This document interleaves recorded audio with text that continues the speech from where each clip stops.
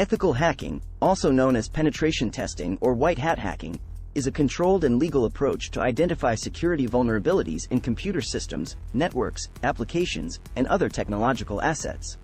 The process of ethical hacking is typically divided into several phases, each with its specific objectives and methodologies. Here's a short introduction to each phase. 1. Reconnaissance.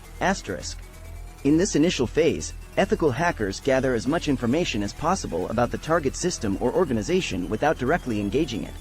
They use various passive techniques like publicly available information, social media, search engines, and network scanning tools to identify potential entry points and vulnerabilities. 2. Scanning. During this phase, active techniques are employed to identify the target system's open ports, services, and potential vulnerabilities. Network scanning tools are used to probe the target system for weaknesses that could be exploited further in the process. 3. Gaining access. In this critical phase, ethical hackers attempt to exploit the identified vulnerabilities to gain unauthorized access to the target system. They might use techniques like exploiting software flaws, weak passwords, or social engineering to gain entry while ensuring not to cause any damage. 4.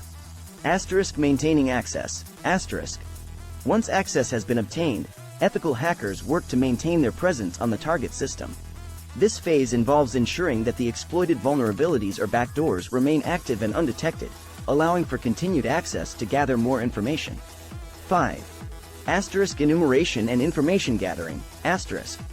During this phase, ethical hackers explore the target system to identify valuable information, such as user accounts, network configuration details, privileges, and other critical data. This information will help in further penetration testing and assessment. 6. Covering tracks. In this phase, ethical hackers aim to remove any evidence of their activities to maintain stealth and avoid detection. They clean up logs, delete temporary files, and try to restore the system to its original state to minimize any potential impact on the target organization. 7. Reporting. The final phase involves documenting and reporting all the findings, vulnerabilities, and exploited weaknesses to the client or the organization that commissioned the ethical hacking. This report provides valuable insights into potential security risks and recommendations to improve the overall security posture. Ethical hacking is carried out with the explicit consent of the target organization and adheres to strict ethical guidelines to ensure that the process does not cause harm or violate any laws or regulations.